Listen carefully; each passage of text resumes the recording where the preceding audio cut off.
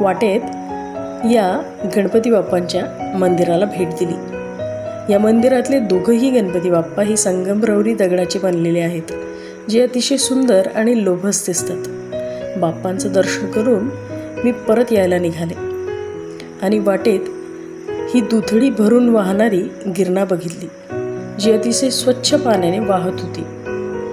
यानंतर हा तांबूस चमकत दिसणारा सूर्य मी पाहिला.